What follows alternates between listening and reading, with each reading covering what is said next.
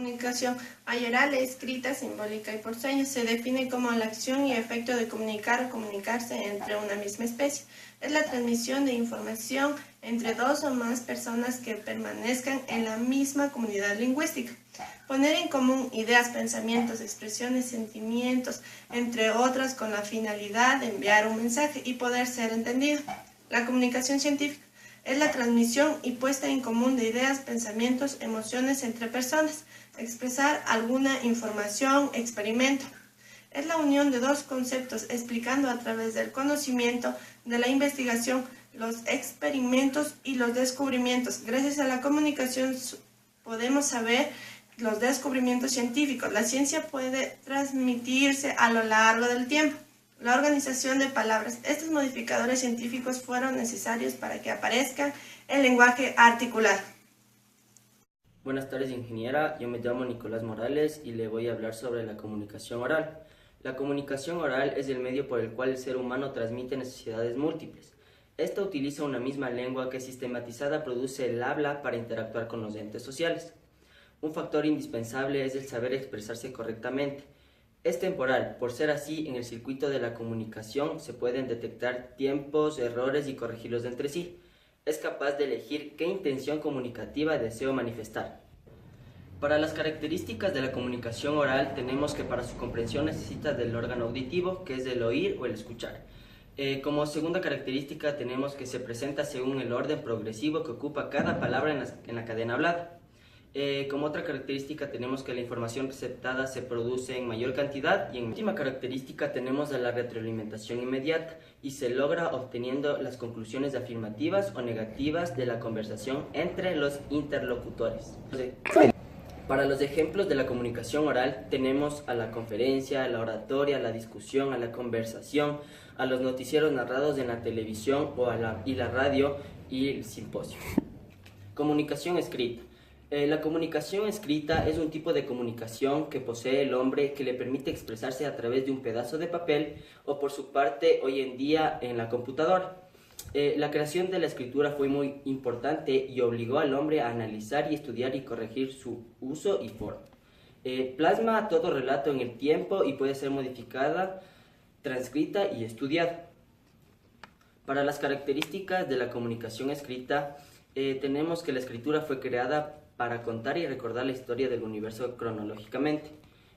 Como otra característica tenemos que el mensaje producido por la comunicación escrita es verificable, claro y lógico. Otra característica tenemos que una buena comunicación escrita se debe manifestar en textos organizados y bien redactados. La retroalimentación es inmediata, el tiempo es aprovechado para el análisis y la corrección de la misma.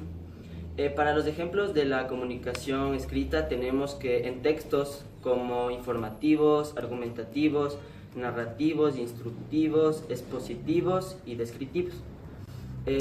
También en periódicos, libros, cartas que transmiten sentimientos y emociones, en internet como por ejemplo Facebook, Ask, Twitter, etc. Muchas gracias. Javier Jiménez de Aguirre, y pertenezco al grupo número 4 y yo voy a hablarles de los elementos de la comunicación. Dentro de estos intervienen dos, la comunicación oral y la comunicación escrita. En la comunicación oral vemos que tenemos el emisor, el mensaje, el receptor, el código y el canal.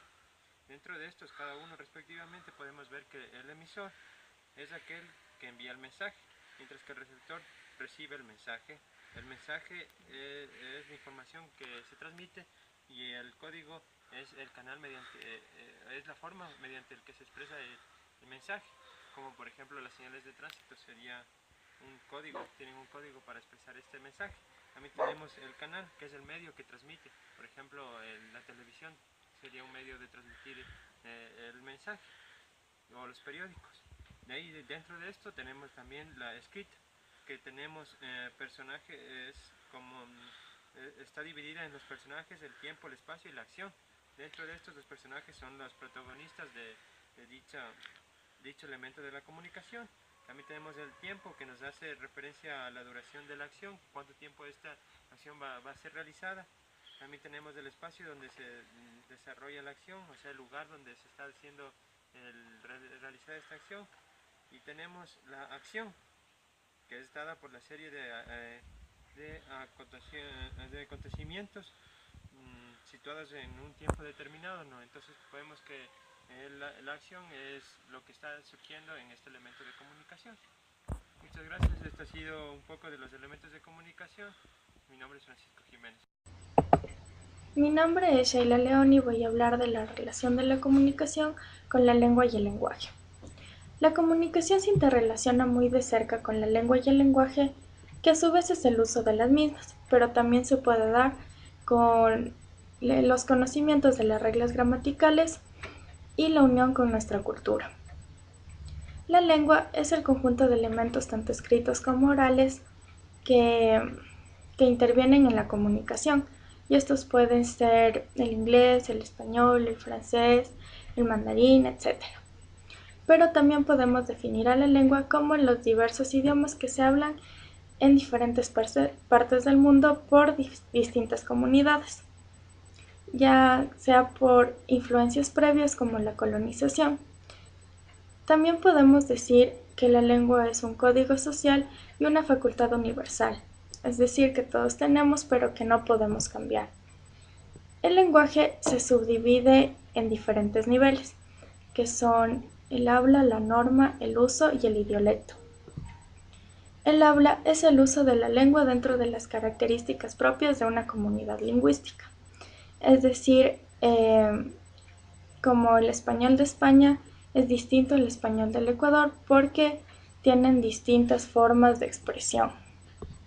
La norma es un reglamento que se establece dentro de cada región lingüística sobre el uso de la lengua y hace referencia a la elección de un determinado código, ya sea por tradición o porque esté aceptado socialmente.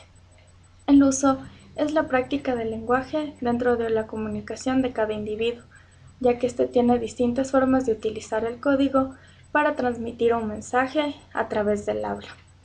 Esto quiere decir que el uso dependerá de la intención comunicativa que tengamos, de acuerdo al nivel que necesitamos y al contexto que le queremos dar, y este siempre estará en función del lenguaje. El idiolecto. El idiolecto es el lenguaje propio que emplea un determinado grupo social o cultural.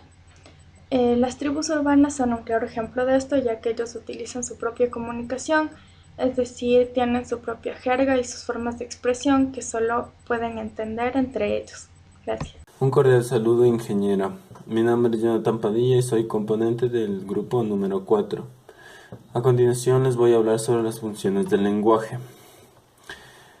La función expresiva o emotiva. El emisor transmite un estado de ánimo que tiene que ver con los sentimientos. Un ejemplo: mamá, tengo hambre. Y que mi madre me grite y me diga, cállate y come. La función representativa es la que transmite una información objetiva. Se centra en el mensaje. Es decir, el profesor me diga, a las 9 saldrá el autobús y volveremos a las 6. La función connotativa o apelativa. El propósito es influir en el receptor para que reaccione ante el mensaje. Un ejemplo serían los mensajes que encontramos en las latas de Coca-Cola, el nombre. La función poética, como esta misma lo dice, es la que encontramos en los poemas, en versos así. Se refiere más a los sentimientos que expresamos. La función fática se lleva a cabo mediante instrucciones físicas, lingüísticas y emotivas que implican la conexión, el contacto y la transmisión de la exposición de valores y la estimulación de sentimientos. Bueno, también les voy a hablar sobre las técnicas para hablar en público. ¿Qué es esto? Requiere definir bien los objetivos, ser claro, conciso, organizado y saber a qué público nos dirigimos. Puntos a tener en cuenta.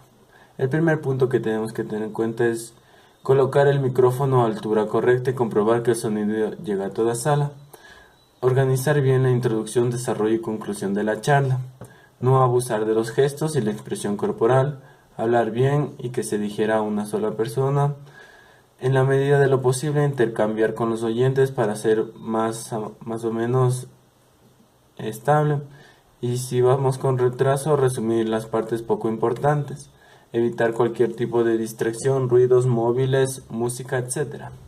Sobre todo cuando se requiere hablar en público se debe ser informativo, persuasivo y dar entretenimiento.